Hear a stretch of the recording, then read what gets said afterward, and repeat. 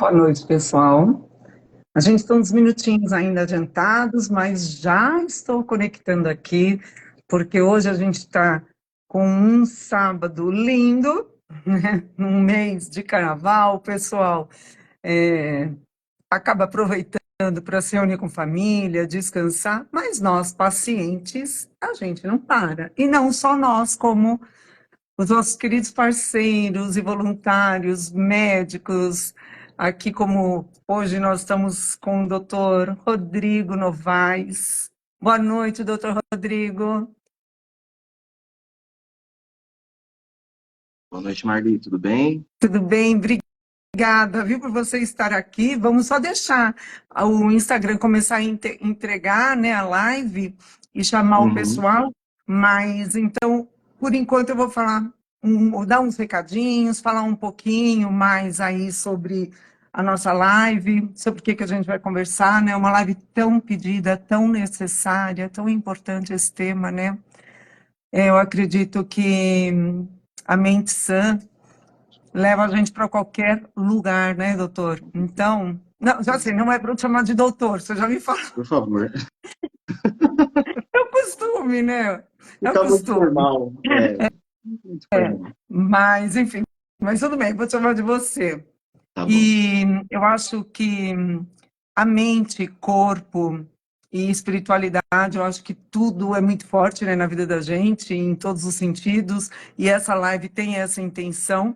Hoje a gente vai falar sobre saúde, não vamos entrar, né, em espiritualidade, não vamos entrar em nenhum outro tema, nem em neurociência, é tudo tão profundo, né, Rodrigo? E Uhum. aí a gente sempre procura atender a necessidade dos pacientes. Bom, então, eu sou a Marli Panão, eu sou voluntária no grupo da Associação Joelísio Fraga, eu tenho 56 anos, moro em São Paulo, sou paciente de mieloma múltiplo, fiz meu transplante de medula em janeiro de 2020, fazem 4 anos que eu fiz o meu transplante, convivo muito bem, obrigada, com o meu mieloma, porque eu tomo Revlimid de 10 miligramas para manutenção.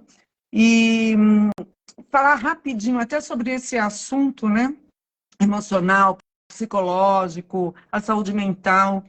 Claro que eu passei pelo que todos os pacientes passam na hora que recebe a notícia de um câncer, principalmente mieloma múltiplo. Nenhum de nós sabíamos o que era o mieloma múltiplo. Não tem um paciente que a gente conversa que fala assim: ah, eu já sabia, eu já tinha estudado sobre. Não existe. E quando a gente recebe essa notícia, não só do mieloma, esclerose múltipla, várias outras doenças, doenças raríssimas, né, doenças que não têm cura, independente aí da patologia, os pacientes tomam um choque, é óbvio, né? Cai assim o mundo, tem aquela expressão que todo mundo fala, né? Abre um buraco e eu caí nesse buraco. E isso é normal praticamente para todo mundo. Como a pessoa vai lidar com essa notícia, com essa nova situação de vida, é um problema dela, né? É uma situação muito isolada, porque cada um vai lidar de um jeito. Dividindo aqui com você, Rodrigo, que você não conhece minha história, mas eu lembro que quando eu fiz a minha primeira sessão é, com um psicólogo na Beneficência Portuguesa, eu fiz o meu transplante lá, mas o meu convênio é outro, mas eles têm uma parceria. A psicóloga me perguntou assim: Marli, como você quer fazer sua quimioterapia? Seriam 2 vezes por semana, o protocolo, durante 6 meses. Eu Uhum. falei, doutora, não é para ser divertida? Eu não posso pesar, né? Eu não posso dificultar mais ainda para mim mesma. Então, essa foi a minha reação, foi a minha atitude. Óbvio que eu passei todos os problemas que os pacientes passaram, que passam. Tem muitos aqui no grupo que ainda estão fazendo o tratamento, ou que acabaram de fazer o transplante, ou que acabaram de receber a notícia. Então, tem todo o perfil de paciente. E cada um tem o seu tamanho de fé, o seu tamanho de resiliência, e está tudo bem.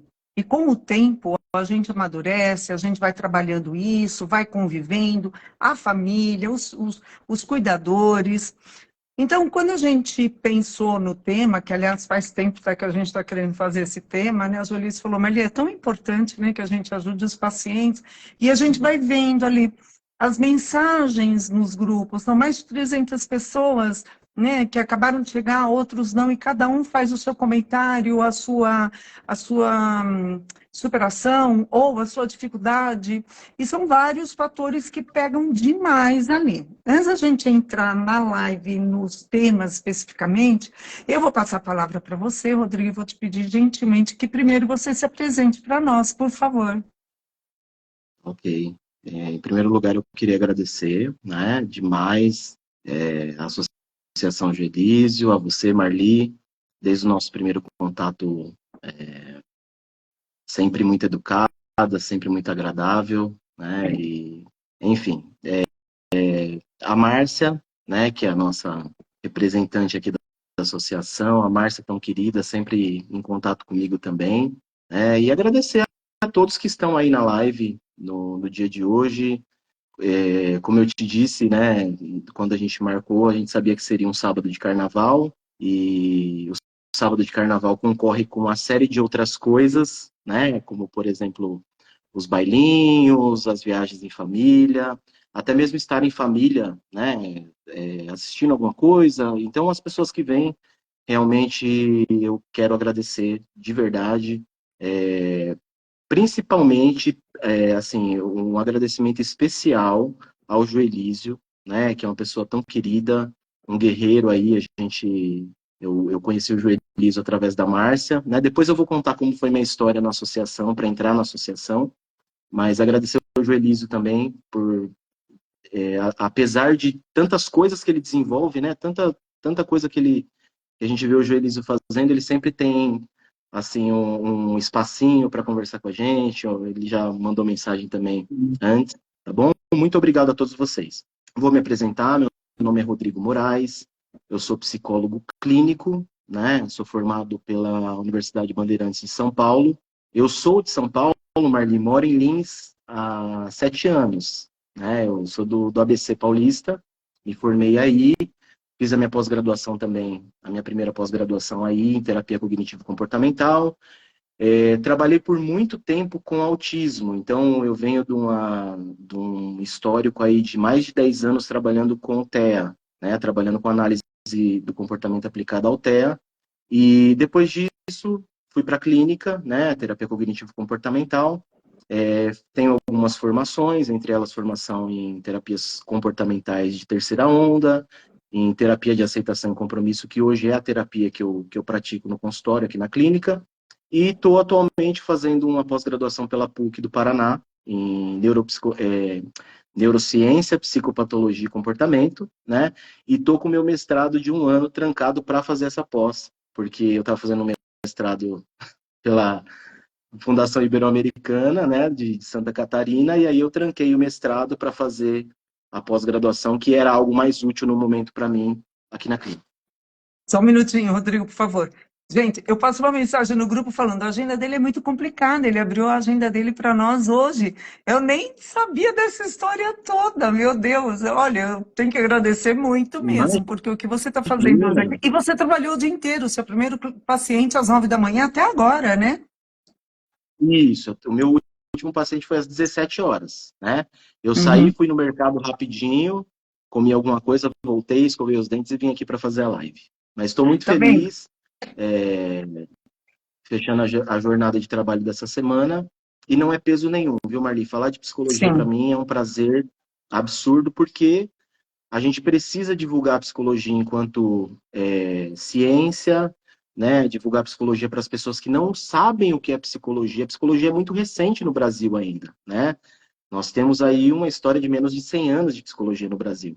Então, muita gente não sabe o que um psicólogo faz, né? Não sabe o que é uma psicoterapia, não sabe como a psicoterapia pode ajudar. Então, esse é um papel que a gente, pelo menos os psicólogos que eu conheço, adoram, que é divulgar a psicologia, né? Divulgar o quanto a psicologia pode Sim. ajudar e o quanto ela pode ser útil em todos os quadros, em todos os cenários, mas hoje falando de adoecimento, né? Falando da parte oncológica, né? Do cuidado, até porque nós com muita alegria, a partir do dia 22, teremos aqui a Associação Joelísio Fraga, né, presencial, e teremos, entre outros, né, entre tantos outros atendimentos, o atendimento psicológico também, né, o cuidado ali com a psicoterapia. Estamos muito felizes com isso. Nossa, fantástico, Rodrigo. Eu ia até deixar essa cereja do bolo lá para o final, mas dia 22 de fevereiro, agora às 10 horas da manhã. Não, imagina, de jeito nenhum. Ainda mais você, que é um grande parceiro na associação aí em Lins. Deus sabe o que te levou para Lins, ninguém vai imaginar o que vai acontecer na vida da gente daqui 2 anos, 3 anos, 4 anos, 5 anos. Olha onde você está hoje, né? Ajudando tantas pessoas. E tem um trabalho que o Joelísio já comentou comigo, que depois comento também lá no final, né? Sobre esse apoio com os pacientes. Você falou de uma coisa que eu gosto demais, a neurociência. Eu acho que neurociência, o conhecimento, o autoconhecimento leva a gente para qualquer lugar, para onde a gente quiser. Não tem como a gente ficar paradinho hoje, porque a gente tem tudo muito na mão da gente, né? Então, eu percebo que hoje muitos podcasts de vários profissionais conceituados da área da psicologia, se você vai ouvindo e se alimentando e pesquisando, nossa, parece que você está fazendo um curso, né? Você aprende demais. Então, isso que você está fazendo hoje aqui, essa live vai ficar gravada no canal do Instagram, vai ficar lá no canal do YouTube da associação também. O que você está fazendo é uma ação que vai ficar para muitos pacientes, parentes, amigos, familiares, pessoas que não têm mieloma, pessoas que vão ser diagnosticadas, vai ficar lá documentado. Alguém vai achar esse material aqui. E não só, volto a falar, né? Não só do mieloma, porque a psicologia hoje está em tudo, né? Então, o que eu queria de pronto, assim, saber, passar para você algumas perguntas. Vou deixar livre aqui também, tá, gente? Está livre, perguntas, comentários, participem.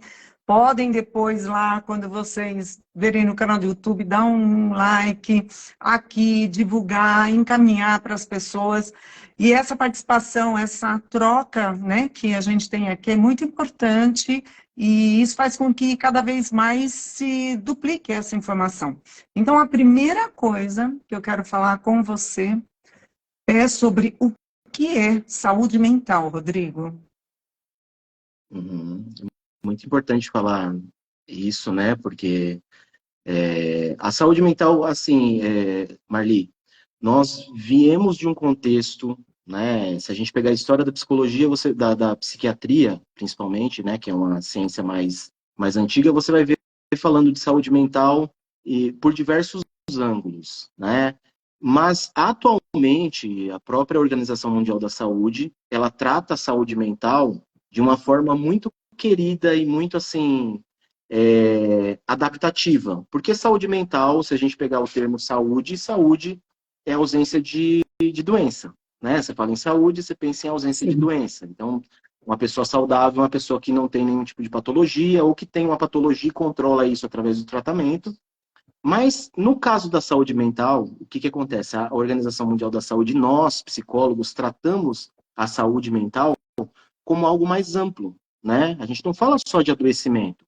É até algo que estigmatizou um pouco a psicologia, porque as pessoas falavam de psicólogo e ligavam isso a transtorno. Então, as pessoas falavam, você precisa ir num psicólogo, vai num psicólogo ver o seu problema. Mas eu não tenho problema, eu não sou louco, né? Eu não tenho nenhum tipo de doença. Né?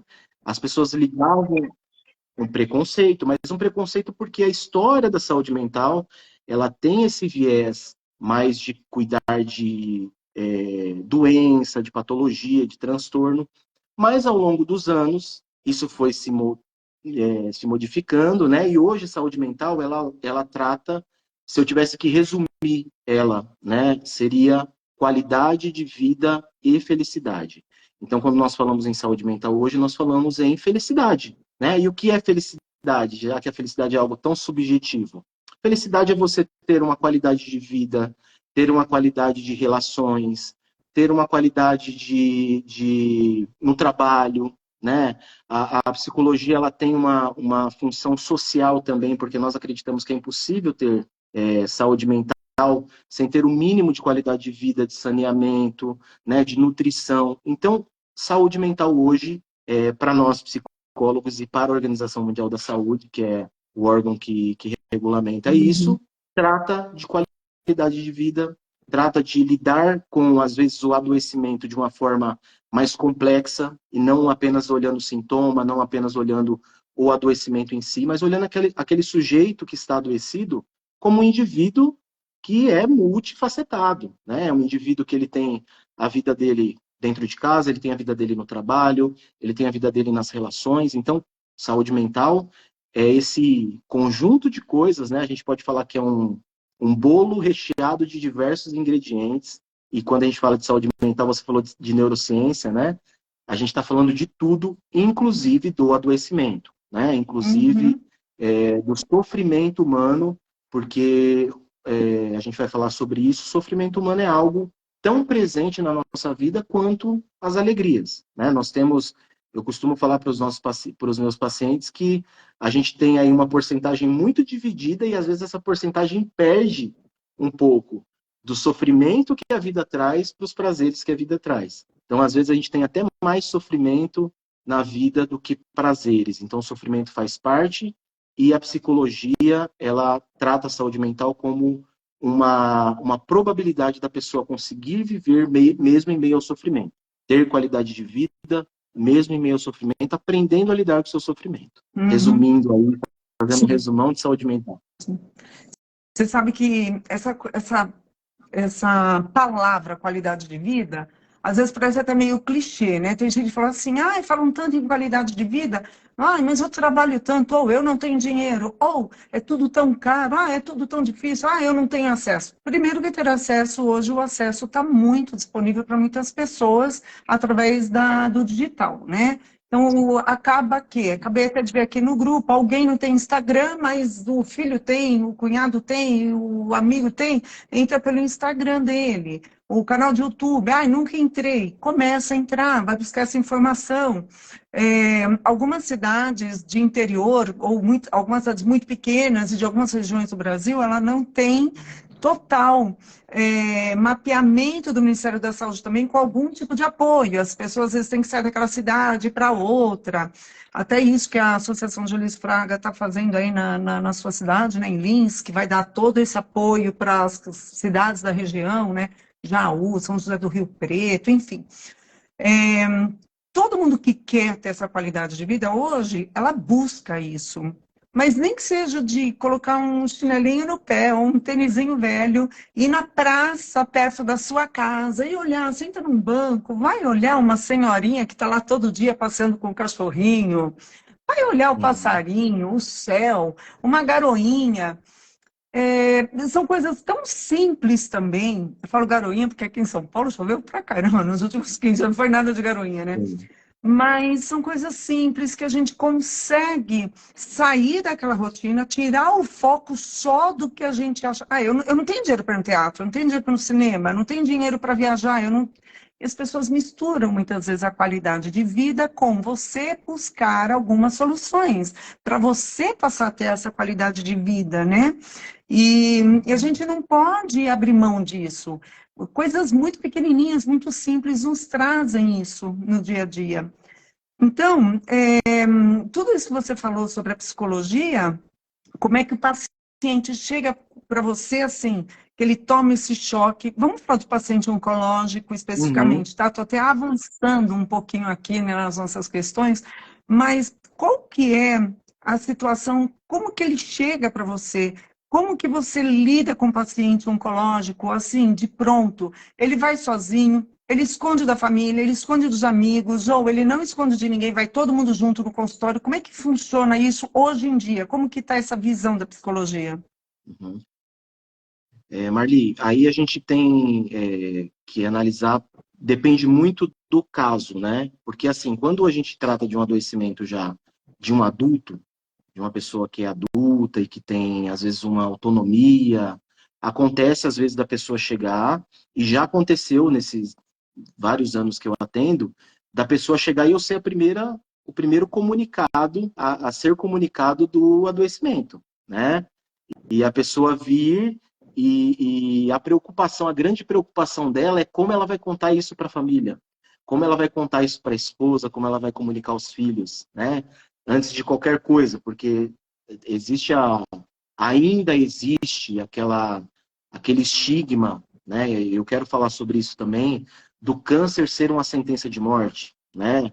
As pessoas acham que a partir do momento que recebe o diagnóstico, um cronômetro começa a correr e esse cronômetro vai levar a pessoa necessariamente para a morte. Então, acabou tudo ali. Eu recebi o diagnóstico de câncer, acabou a minha vida e aí começa uma batalha contra o câncer, que eu acho que isso é um termo que coloca muito peso, inclusive, no diagnóstico, né?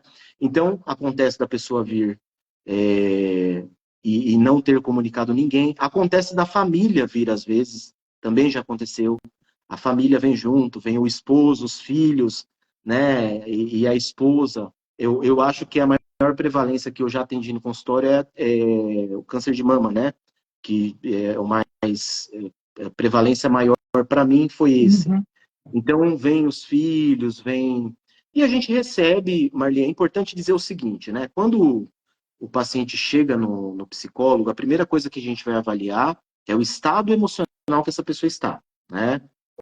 Qual é o impacto que teve, no caso do câncer, esse diagnóstico, como a pessoa está, como a gente faz com qualquer outro paciente, como está o sono, como está a alimentação, como está a rotina de vida, né? Mapear os sentimentos dessa pessoa, mapear, muito importante também, às vezes, isso, o diagnóstico de depressão, ele vem comórbido já com o diagnóstico de câncer, perdão, vem comórbido com o diagnóstico de depressão ou com o diagnóstico de transtorno de ansiedade, porque muitas vezes você deve saber melhor que eu, a pessoa ela recebe o diagnóstico, mas ela já está imaginando esse diagnóstico de muito, muito tempo antes, né?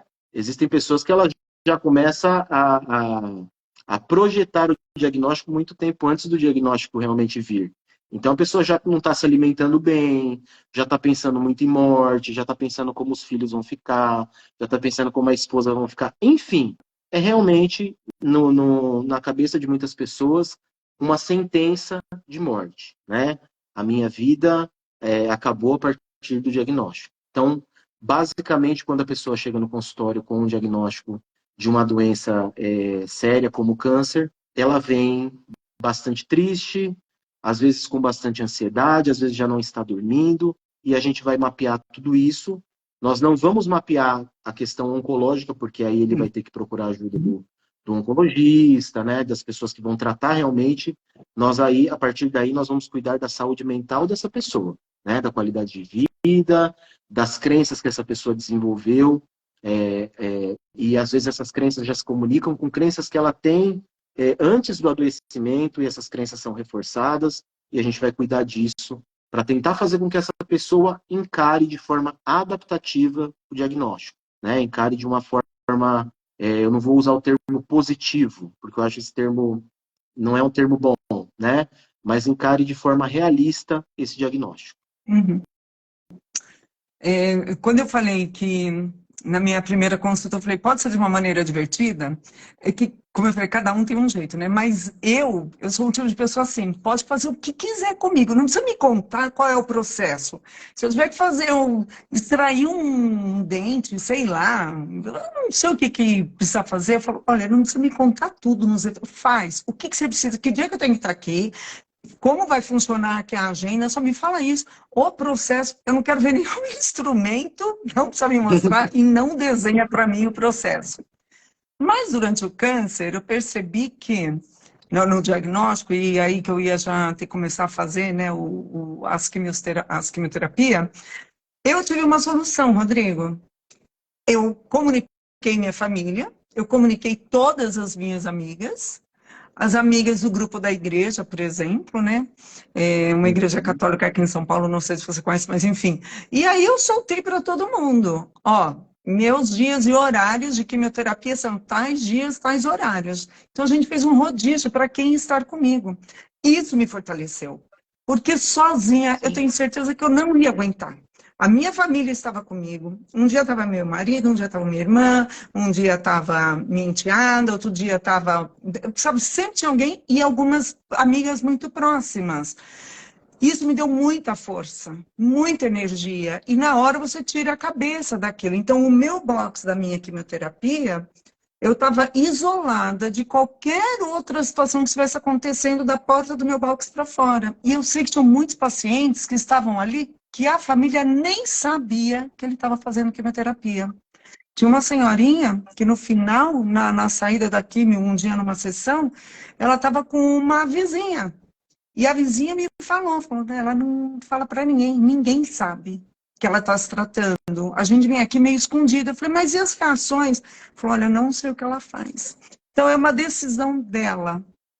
Mas você, Uhum. como psicólogo, quando você pega um caso de uma pessoa que acaba, talvez, como você falou, né, você é o primeiro a saber, quando você pega isso na sua mão, né, na sua consulta, é, você consegue destravar isso? A pessoa com o tempo... Sabe por que eu estou falando isso? Porque tem alguns pacientes que às vezes chegam até nós assim também, né? Que nós somos voluntários, a gente faz um acolhimento e a gente só conta história. O que a gente pode fazer no máximo é contar histórias. Ó, vou contar a minha, aí tem a do Joelísio, aí tem a da Márcia, tem a do Jefferson, tem a de todo mundo.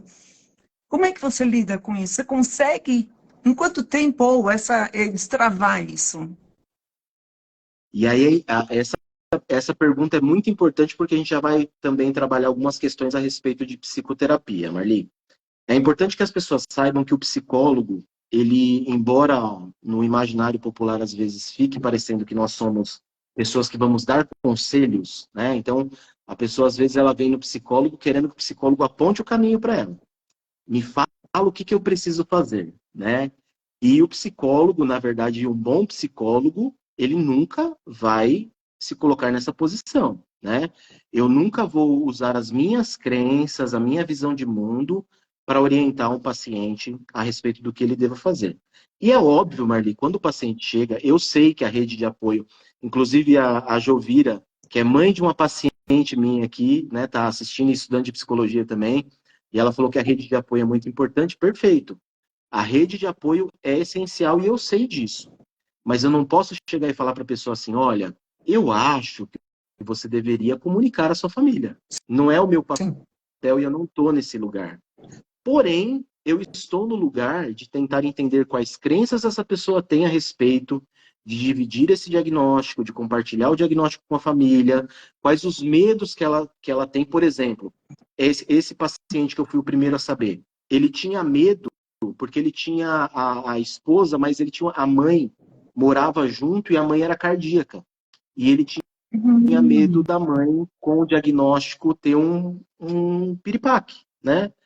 Vir a falecer. E aí eu fui trabalhando essas crenças com ele, né? Falando que existiam outras formas dele dar essa notícia, que ele podia, assim, escolher um lugar adequado para dar essa notícia e dar essa notícia de uma forma também adequada, quebrando as crenças que essa pessoa de repente tem a respeito de todas as coisas, e nesse caso, a respeito do compartilhamento da informação, né? Eu não sei como a minha esposa vai receber, eu não sei como os meus filhos vão ficar, eu não sei como... Calma, vamos trabalhar tema por tema, né? Por que você acha que seus filhos receberiam isso de uma forma inadequada? Existem formas e formas de comunicar isso. Existe uma forma de educar os seus filhos a respeito disso. Vai depender, tudo vai depender da forma que você levar isso, né? Então, nós sim, eu pelo menos eu faço sim uma psicoeducação, eu tento trabalhar em cima das crenças da pessoa, mas Marli, acontece de ter de casos que a pessoa ela é irredutível e ela não acha válido compartilhar, tá? E aí nesse caso a gente trabalha com a preferência do paciente e ele quando ele vem e ele traz que essa é uma questão que não vai ser aberta, a gente trabalha em cima disso também, né? Sem querer influenciar o paciente na decisão. Mas aqui, como nós estamos falando para um número bastante grande de pessoas, né? 900 e poucas pessoas na live, Sim. eu acho importante, se você tem esse diagnóstico, ou se você conhece alguém que tem e não quer compartilhar, todo o peso que e a gente vai falar de física, né? Se você tem um peso e você divide, ele fica menor. Isso falando também de dores e de sofrimento, se você tem uma dor e um sofrimento, quanto mais você compartilha com a rede de apoio, mais leve esse peso fica, né? E sim, as pessoas vão, por você teve um impacto com o diagnóstico, as pessoas vão ter esse impacto também. Mas nós, o nosso sistema emocional, nosso cérebro, a nossa região ali do cérebro voltada para lidar com conflitos, com crises, ela está preparada para receber esse tipo de notícia, né? Ninguém vai, a pessoa pode até passar mal, tal, mas ela vai trabalhar isso, ela vai conseguir digerir isso e posterior a isso ela vai conseguir te ajudar também. Então, compartilhar isso, ter uma rede de apoio é imprescindível para você conseguir lidar com esse diagnóstico, né? E com tudo que vai vir após isso. Você mesmo disse a quimioterapia, os tratamentos, né? Os momentos, às vezes, de desesperança que vão vir, e às vezes você tem uma pessoa do seu lado que vai estar ali segurando sua mão, falando, ó, vamos lá, vamos fazer o que tem que ser feito, né? Isso é muito importante, tá? Então, não sei se eu respondi a pergunta aí, mas Ai, é dessa forma que a gente lida. respondeu. E sozinho a gente não vai para lugar nenhum, não tem como, né? Não adianta, a gente não faz nada na vida sozinho, não existe isso, né? Falando na psicoterapia, ela pode ajudar apenas no fator emocional, ela abrange o que mais? Você falou de neurociência, né? Falou Sim. que hoje em dia, e eu tô vivendo um momento muito feliz como psicólogo de ver a psicologia, tudo que está acontecendo com a psicologia, né? Os podcasts, as pessoas falando sobre neurociência, divulgando a psicologia. Então, falando de neurociência, né? É importante a pessoa saber. A psicologia, a psicoterapia, ela é um tratamento biológico, tá? Não sei se você sabe disso, mas a psicoterapia, ela é um tratamento biológico. A gente Uhum. não fala mais hoje que a psiquiatria é regulação biológica e a psicoterapia é uma questão emocional, comportamental. Não.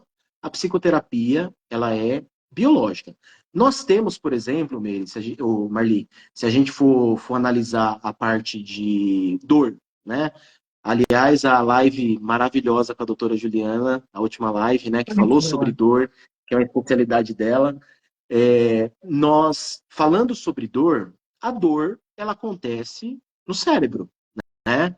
A gente tem os sinais elétricos e químicos do lugar onde a dor está acontecendo, mas a dor, ela acontece ali por processos de neurotransmissores, processos bioquímicos e neuroquímicos no cérebro, tá?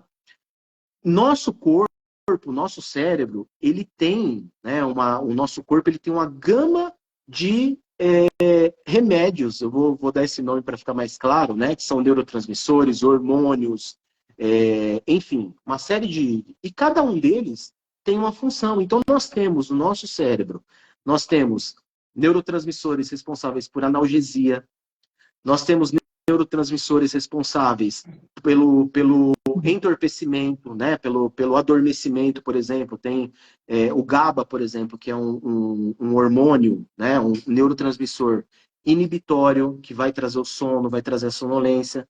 Então, quando a pessoa fala assim, eu tomo Rivotril, que é um remédio conhecido, né? Acho que todo mundo conhece o Rivotril, para dormir. O Rivotril, ele vai agir no sistema nervoso central, né? Numa região ali responsável pela excitação. Então, ele vai trazer ali um hormônio chamado GABA, vai interromper o fluxo de cortisol, de noradrenalina e vai trazer o hormônio, o GABA, que dá o adormecimento, que dá essa sensação de relaxamento quando a pessoa toma um Rivotril. Só que tudo que é feito exógeno pelo Rivotril é possível fazer de forma endógena através de ferramentas que a gente tem na terapia. Então, essa sensação de conforto, de prazer, de relaxamento, a gente consegue com técnicas de mindfulness, por exemplo, né? Trabalhando meditação guiada, trabalhando algumas técnicas de relaxamento, a pessoa vai fazer com que o cérebro dela, né, sem a ajuda de nenhum químico, nenhum remédio, nenhum mecanismo exógeno, produza os mesmos neurotransmissores, hormônios que você tem quando você toma um remédio.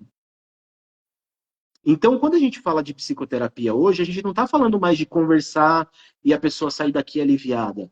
A gente está falando de processos que induzem o cérebro dessa pessoa a funcionar de forma diferente. Então, sim, uma simples conversa com o psicólogo, né, entre aspas, uma simples conversa, uma sessão de psicoterapia vai fazer o seu cérebro funcionar de forma diferente. Vai interromper processos e vai fazer com que outros processos se formem. Vai estimular, por exemplo, formação de novas conexões neuronais. Então, nós hoje, quando nós falamos de psicoterapia, a gente está falando de tratamento biológico, tá? Nós não falamos mais emocional, a pessoa sai daqui aliviada, não. Nós estamos trabalhando com o biológico da pessoa. Vou dar um exemplo para você que acontece, inclusive vou usar uma pessoa que está na live, né? Não vou falar o nome dela porque a gente tem a questão do sigilo, mas eu tenho uma paciente que ela tem muitas dores na perna por conta de uma patologia que ela tem, né, vascular, e ela às vezes está com muitas dores na perna. E eu atendo ela há 3 anos já, mais de quase 4 anos. E não foram poucas as vezes, Marli, que ela entrou na consulta com muitas dores na perna, que ela não conseguia nem sentar direito, e ela acabava a sessão, ela falava assim, não tô com dor nenhuma mais. Só E ela não tomou remédio. conversar. Por quê? E aí a gente fala do que acontece no cérebro, né? Um dos tratamentos padrão ouro hoje, para tratamento de dor, inclusive tem uma doença que é a dor crônica, que é uma patologia onde a pessoa ela não consegue, mesmo através de fortes opioides, ela não consegue eliminar aquela dor. E hoje um tratamento padrão ouro para essa patologia é a terapia de aceitação e compromisso. Qual que é o sentido da terapia de aceitação e compromisso? É fazer com que a pessoa, de forma arbitrária, através da sua do seu próprio comando, direcione a sua atenção, o seu foco de vida para o que está ali marginal à dor, né? Que está ali fora da dor. Porque o que acontece? Quem já teve dor, e eu acredito que muitas pessoas que estão na live sofrem com dor, quando você está com dor, você não consegue desvincular dela. Ela está ali e está te cutucando, e está ali te afetando, e você direciona toda a sua atenção para ela. Então as pessoas falam assim, quando eu estou com dor, eu paro de fazer tudo que eu estou fazendo. E isso não vai fazer com que a dor diminua, né? Não vai fazer com que você pare de sentir a dor. E a terapia de aceitação e compromisso vai fazer com que você tente ao máximo tirar o foco da dor e direcionar o foco para as coisas que estão ali dentro do seu domínio de valor. Então, tudo que é valoroso para você, como, por exemplo, sair para comer um lanche com seu filho, né? Ir fazer alguma coisa junto com a sua família, esse tipo de coisa vai fazer com que o seu foco atencional, como aconteceu com a paciente aqui, fuja ali exclusivamente da dor e por alguns momentos você consegue, sim, mesmo em meio a todo esse quadro, ter uma qualidade, momentos qualitativos e viver a sua vida apesar da dor e não em função dela, né? Então, respondendo a pergunta, né, fechando e respondendo a pergunta, a psicoterapia, ela vai trabalhar todos esses aspectos, né? A questão do adoecimento, sim. As questões emocionais, sim. O desabafo, sim. Mas o paciente ele vai ser orientado que ele está fazendo um tratamento biológico, que vai modificar conexões, que vai modificar, vai afetar a secreção de hormônios, de neurotransmissores, e é possível, sim, a pessoa, com a terapia e com o auxílio do psiquiatra, sair de quadros depressivos, de quadros de ansiedade e conseguir conviver com doenças, né? E com o sofrimento, tá bom? Então, respondendo a pergunta. Inclusive aqui a Magali, ela colocou uma observação aqui, uma perguntinha. O que fazer com a longa duração da doença? Melhora, piora, melhora, piora. E a doença continua. Como lidar com isso? Sim, e eu vi que ela colocou uma observação aqui que é importante falar, né? ela colocou assim, e eu vejo isso como positivo, a pessoa participar, porque isso é a inquietação que ela tem, né? Ela colocou, quem acredita nisso? Quando o Simão tem dor, ele mal consegue sentar, né? Então, nós Uhum. estamos falando de graus de dor muito intensas. E quando eu estou falando aqui, Marli, da psicoterapia, em nenhum momento, e é bom que se fale isso, eu não estou falando para a pessoa abandonar o tratamento Sim. aloterápico, né? Tomar os seus remédios, mas a psicoterapia ela vai ser um adjuvante nesse processo, né?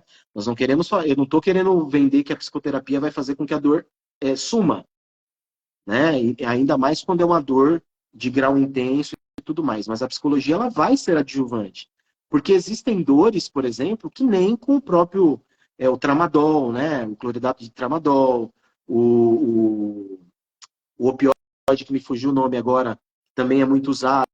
Tem dores que não Morfina. cessam. Eu vivi a morfina, isso.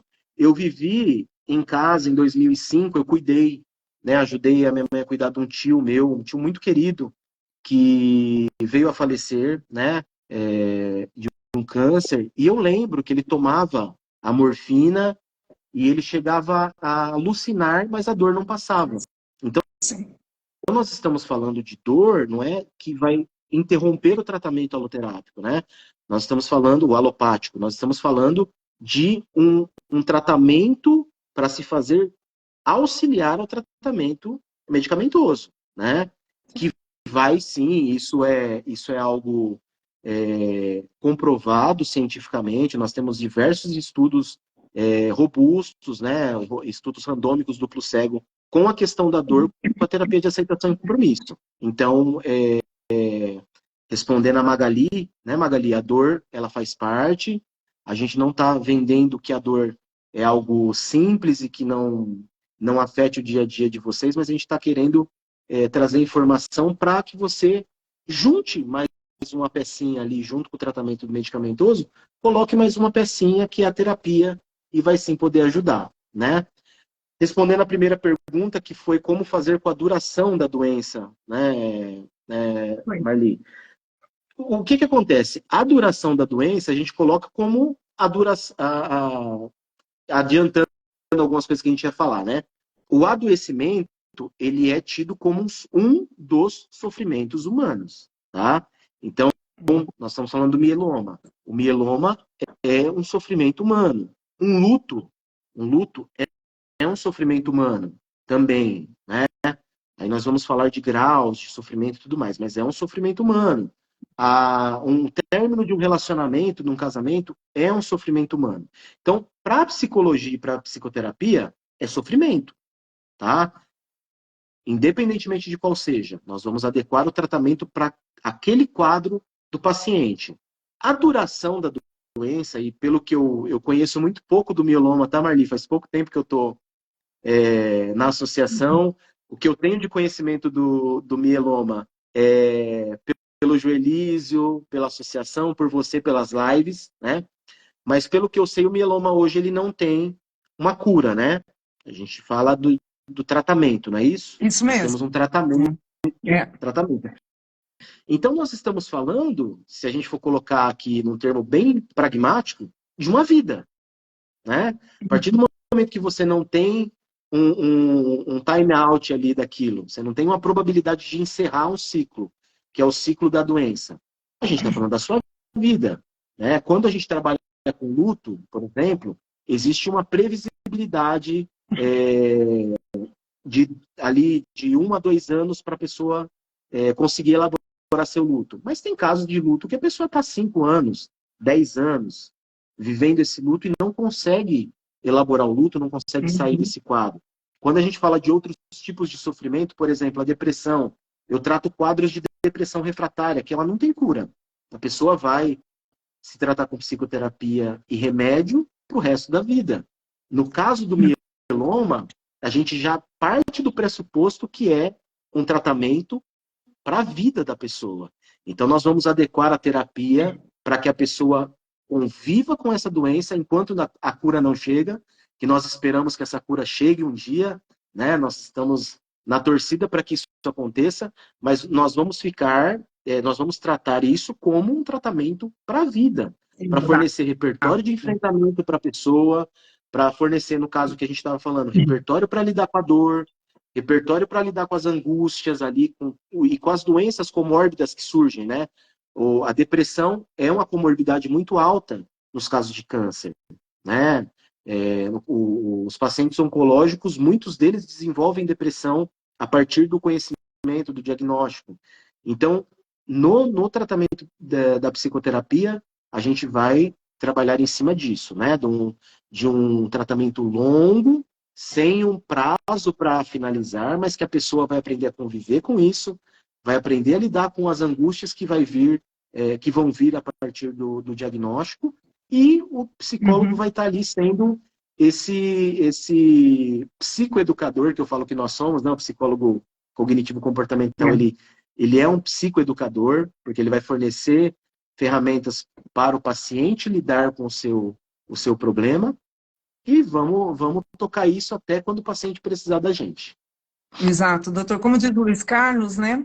Faz parte a psicoterapia do tratamento num todo, assim como a alimentação, o sono, nossa, eu até ouvi hoje uma frase muito forte, né? Alguém falando assim, que hoje uma das doenças que mais aflige o mundo, virou uma doença mesmo, é a ansiedade. As pessoas estão muito ansiosas. Até o excesso também de telas, de informação, as pessoas ficam muito ansiosas. Então, a gente tem que ter um meio termo de tudo, né? Ter uma boa alimentação, dormir bem, buscar coisas simples, fáceis para o dia a dia, usar sim a rede de apoio, os amigos, a família, todos. Eu não estou falando que eu estou aqui sorrindo, que eu não tenho dor. Eu tenho bastante dor, mas ela é minha. Eu já conheço, eu já administro, eu já sei o que fazer, eu já sei onde ir, eu já, sabe, dou os meus jeitinhos. E acho as minhas soluções para as minhas dores. E quando eu vejo que tem pessoas com dores verdadeiras mesmo, tem pacientes que eu falo, nossa, eu não posso abrir a boca, eu não tenho nada. Eu tenho dor, eu tenho sim. E eu já estou há 4 anos tomando Revlimid, e chega uma hora que o corpo já começa a manifestar algumas outras reações. Mas está tudo bem, eu vou tomar até onde o meu corpo permitir, até onde os médicos acharem que eu tenho que ir, está tudo bem. E uma paciente com câncer de mama me perguntou assim em novembro: eu pesquisei um pouquinho, o teu tipo de câncer não tem cura. E ela já tinha feito a cirurgia, linfonodos, o tumor, tudo mais, já estava fazendo quimioterapia. Ela falou, e óbvio, né, que a gente despeja tanta energia boa, né, sempre falando, tem cura, você vai curar e tal. Ela fala, mas o teu não tem cura. E eu pesquisei, é uma biomédica, tá?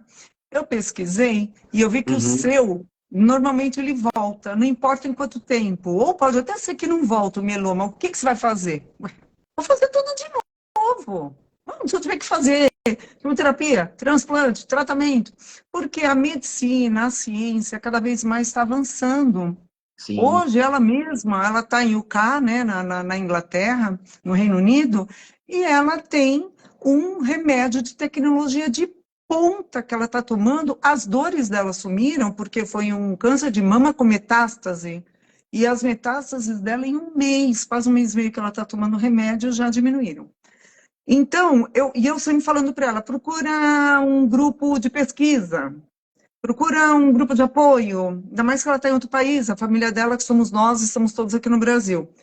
E eu percebo assim, a primeira coisa que domina muito é sim a ansiedade e o medo. É impressionante, as pessoas têm medo de uma coisa que elas não conhecem, que elas não sabem ainda o que vai ser.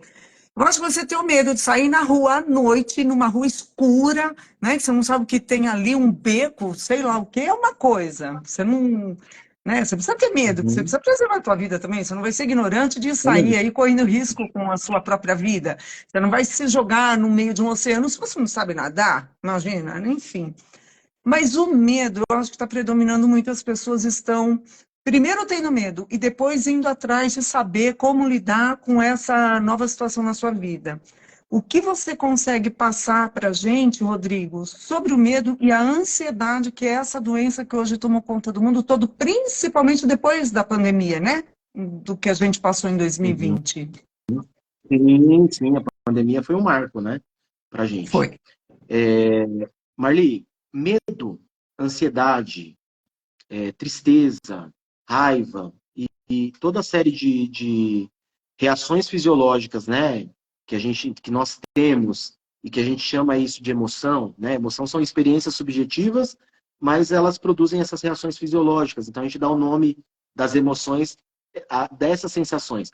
Todas elas são sinais, são mensageiros do nosso corpo e elas estão ali de forma totalmente adaptativa, tá? Então eu não consigo dizer, eu não posso dizer que ter medo, ter ansiedade, ter tristeza é algo ruim. Não é. Cada uma dessas reações tem o seu lugar. Agora, o que nós estamos falando aqui, o que você está falando, é da nossa reação frente a esses estímulos, né? A essas sensações. Porque o que faz a pessoa ter um problema, ter algo desadaptativo, não é o medo, é o que ele faz com o medo, né? É como ele reage a partir desse medo, não é a ansiedade, é o que eu faço quando eu sinto esse mensageiro chamado ansiedade atuando no meu corpo. Então, no caso do que você está falando da pessoa ter medo excessivo, qual que é a melhor estratégia para lidar com o medo desadaptativo, com o medo irreal? É trazer, através da terapia, reflexões racionais e lógicas junto com a pessoa. Porque se você falar para mim assim, Rodrigo, eu tenho muito medo de voar, de avião. O medo, ok, esse medo é adaptativo. Nós não nascemos para estar acima do chão mais de 2 metros, né? Isso é uma função de preservação de espécie. Só que, a partir do momento que eu começo a colocar lógica nisso, que o avião é um meio seguro, que o avião na verdade, um dos meios mais seguros de transporte que existe, que é mais fácil você ter um acidente do caminho da sua casa até o aeroporto do que de avião, e que essa sensação no seu corpo ela vai ter um início, um ápice e um final, a pessoa ela vai trabalhando isso, ela vai se dessensibilizando desse medo absurdo aqui no consultório mesmo e vai diminuindo, né? Essa palavra dessensibilização é justamente isso. Ela vai diminuir ali o volume desse medo e vai continuar tendo medo, tendo ansiedade, mas no volume correto, né? Que é aquele volume, aquele friozinho na barriga. Porque, Marli, meu pai já teve diagnóstico oncológico, meu irmão já teve diagnóstico oncológico, eu faço rastreamento todo ano, porque o tipo de câncer é um câncer com herdabilidade alta, né, que é o câncer renal, e eu participei disso, e eu sei como é a intensidade de um diagnóstico. Não dá para não ter medo a priori, né? Não dá para não ficar ansioso a priori com um diagnóstico desse. E com as notícias que a gente vê, e ainda com muita desinformação que existe a respeito do câncer, e essa questão das pessoas acharem que câncer é uma sentença de morte, o que a gente vai fazer? Através de terapia, voltar o volume para o lugar adequado, né?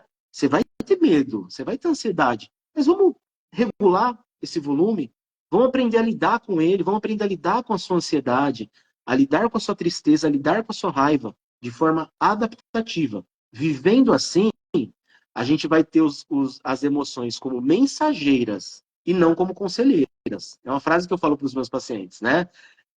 As emoções, elas são excelentes mensageiras, mas elas são péssimas conselheiras. Então, a gente tomar decisões a partir das nossas emoções é muito ruim, né? A gente vai acabar entrando em fria e em frias muito maiores até do que o que gerou essa emoção.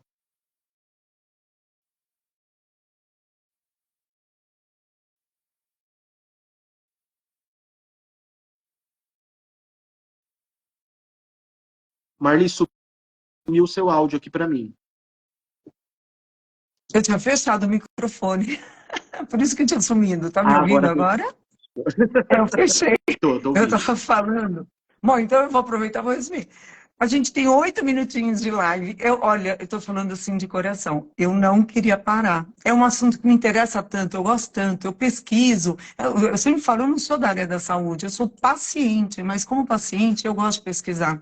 E, infelizmente, não são todas as pessoas que entendem que é aqui, através de pesquisa, de uma live dessa que a gente vem, a gente planeja, organiza com tanto carinho, tanto respeito, a gente se doa, alguém para fazer isso daqui, né, para depois dividir.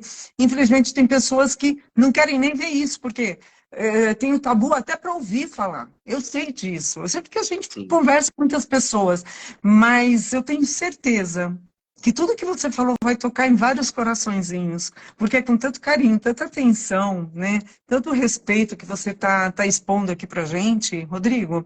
Nós vamos só fazer mais e mais lives, nós vamos ter que Vamos. fazer depois da inauguração da associação em Lins. Eu tô Uhum. assim, eu tô deslumbrada. Eu não queria parar, mas nós vamos ter que encerrar daqui a pouco, né? A gente tem esses minutinhos. É, E nós temos mais ainda a Avelina, né, que é a outra psicóloga da associação, e a Jovira também, que está isso eu com a queria que gente. você Então, falasse, porque vai ter uma equipe também que vai atender todos os pacientes da região, né? Conta um pouco para mim dali de Lins, por favor, e online também, sim. aqui através do grupo, como é que faz para um paciente poder entrar em contato com você, mesmo que seja online, e lá em Lins, a equipe, Uhum. fala um pouco para a gente. Então, Marli, a gente, a partir do dia 22, a gente vai se organizar, né, como equipe. Então, eu acredito que nós vamos ter reuniões e a gente vai traçar estratégias. Mesmo com o prédio e mesmo com todo o recurso que a gente vai ter, e tem uma novidade que eu não vou contar, porque talvez o Joelísio não tenha aberto ainda, que nós teremos uma parceria que vai aumentar, assim, exponencialmente o número de atendimentos, viu? Psicológicos. Então, a gente, ah, nós triplicamos a meta, Você está se né? Porque segurando, né? tô, Você está querendo tô me falar, mas não pode segurando. falar, você tá se segurando. Ó, E, sou mulher geminiana, curiosa, por favor, hein? Eu vou querer saber disso. e o Joelísio me deu essa notícia essa semana mesmo, né? Então nós teremos um alcance muito maior do que era o previsto, porque mesmo eu, a Jovira, a Avelina, seria uma equipe pequena, mas nós teremos mais pessoas. Então, muito provavelmente, Ó, eu tenho ele uma. acabou de escrever aqui, desculpa te cortar. Pode contar. Ele Conta falou, pra gente. Queremos saber, então, Rodrigo. o Joelísio, nessa luta incansável dele aí, e nessa missão dele, ele conseguiu um contato da universidade, da Faculdade Salesiana de Lins, e essa faculdade vai fornecer, através de um programa de estágio, psicólogos clínicos estagiários para estar também atendendo em parceria na associação. Então, nós teremos uma equipe supervisionada por um professor do Salesiano, né, que vai estar ali trabalhando como um estágio curricular na nossa associação. Então, isso é uma notícia maravilhosa. Nós teremos uma Muito, equipe grande para atender. muito. Olha onde a Associação Julius Fraga está chegando, em muitas Sim, pessoas, isso é maravilhoso. E essa força, essa união nossa, né? Eu até falo, nossa, eu sou pequenininha perto de vocês pelo tanto que vocês fazem, a imagina. Ronice, a Márcia. Não, vocês, A Marta, eu tiro meu o chapéu Tuti, o Tuti, vereador, que também abraçou a causa, também. assim, meu Deus do céu, né? O Tuti é um amigo pessoal meu, né? E a gente se cruzou na associação, assim, ele não sabia que eu estava, eu não sabia que ele estava, e foi, assim, muito bom. A Márcia, gente, a Márcia, meu Deus do céu, que pessoa, né? Que pessoa engajada, que força. Eu falo assim que eu acredito em Deus, eu sou uma pessoa que tem muita fé, então eu acho que Deus, ele une pessoas com um propósito, assim, e quando isso acontece, dá muito bom, né? Usar um termo que a gente usa, dá bom, e a associação aqui em Lins, a partir do dia 22, eu tenho certeza que vai alcançar muitas vidas e vai gerar muita qualidade de vida, muita felicidade, vai apoiar essas pessoas para elas conseguirem viver, apesar do diagnóstico, apesar do sofrimento, conseguirem aí ter uma qualidade de vida, vai ser maravilhoso. E tudo isso faz parte, né? A emoção, o tratamento psicológico, psicoterápico, nutrição, hematológico, tudo, tudo. A gente não pode ignorar nenhuma área para a gente ter sucesso, continuar levando a nossa vida. Não importa que a gente vai ter umas sequelinhas aí, a gente vai administrando. Eu sou muito fã do tipo de trabalho que a Márcia faz junto com o Joelísio Fraga. Joelísio, eu conheci em novembro de 2022, no Novembro Azul, que eu fui fazer uma matéria com ele, que ele tinha pouquíssimo tempo de transplante de medula, e o cara simplesmente abraçou essa causa do mieloma múltiplo dos pacientes, e ele fez em 1 ano, em novembro, dezembro, janeiro, em menos de 1 ano e 4 meses, ele fez o que leva, se eu falo em toda live, isso, eu vou ser repetitiva assim, o que se leva 10 anos para fazer, ele fez em 1 ano e pouco. Sabe por quê? Porque tem a verdade, porque tem o carinho, o respeito, e um paciente que sabe o que o outro passa, ele pode falar sobre, né? Então, por isso que ele também está aqui, Márcia, eu, você, doutora Luciana, mas é tanta gente boa, né? E é o que você falou, a gente só atrai gente boa, coisa ruim nem chega perto, né? Causa boa, então, olha, né? A causa é boa. E falar eu gosto do slogan do Joelísio, né? O câncer mexeu com a pessoa errada, e é verdade, né? Ele está aí incansável na batalha. Agradeço muito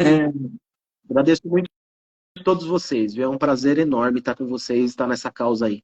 A Márcia está aqui, coraçãozinho, ó. Márcia, obrigado, Joelísio.